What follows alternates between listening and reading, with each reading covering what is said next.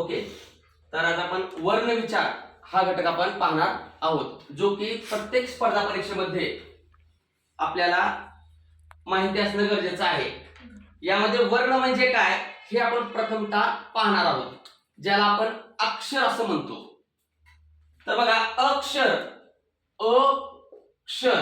अक्षर म्हणजे काय, ज्याचा कधीही नाश होत नाही तो म्हणजे अक्षर.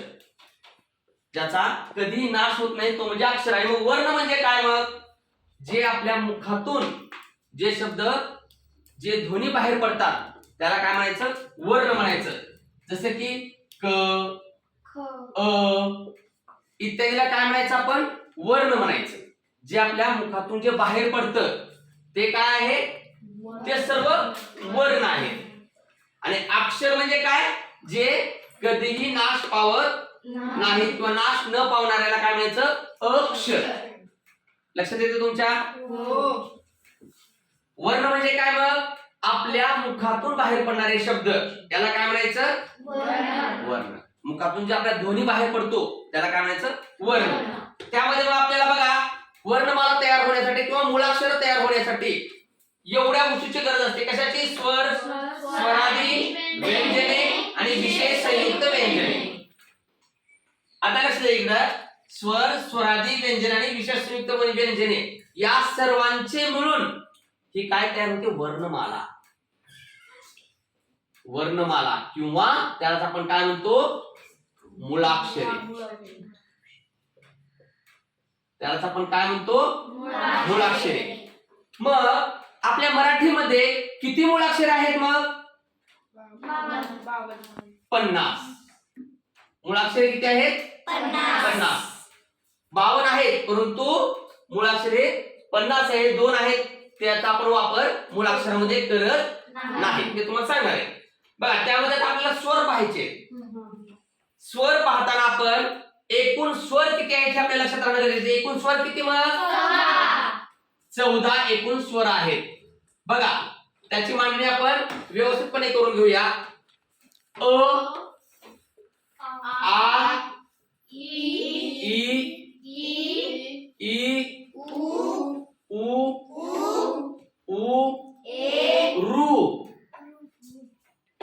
रू, ए,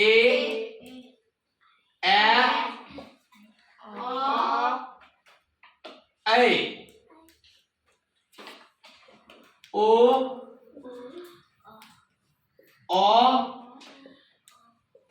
औ. आता बघा, 1 2 3 4 5 6 7 8 9 10 11 12 13 14.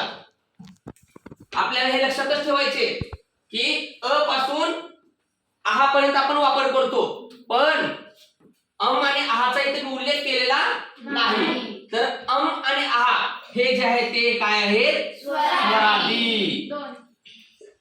अम आणि आहा हे किती आहेत, 2.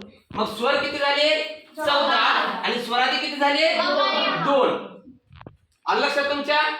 14 आणि हे 2.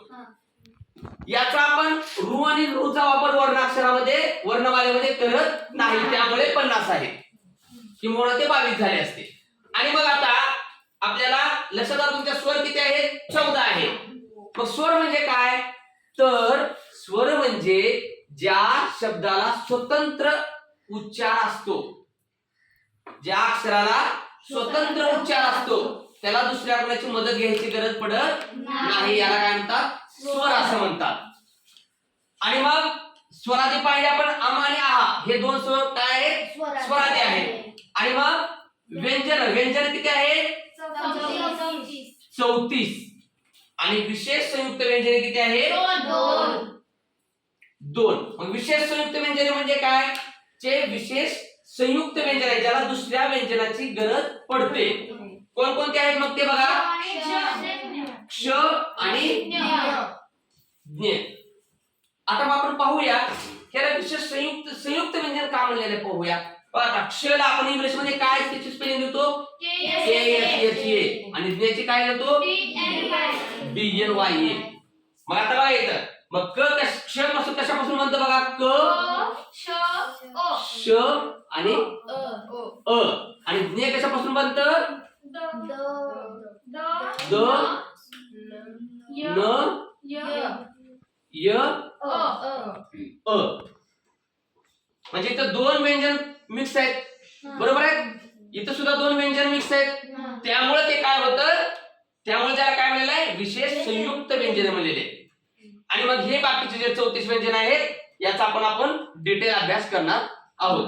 बघूया आपण हे बाकीचे जे विशेष बाकीचे व्यंजन आहेत 34 व्यंजन यात हे आपण बघा क पासून लिहितो आपण. क, ख, ग, घ, य, च, श, झ,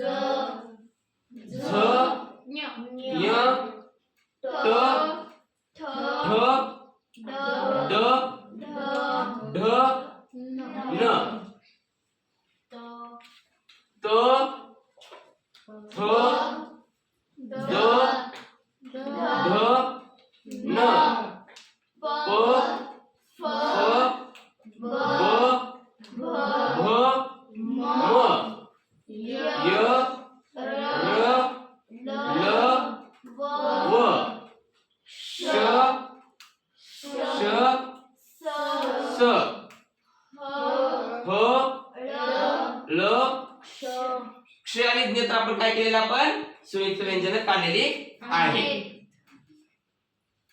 म्हणजे बघा व्यंजन तर 34 आहेत का बघा? 5 चा गट आहे. क, ख, ग, घ, य.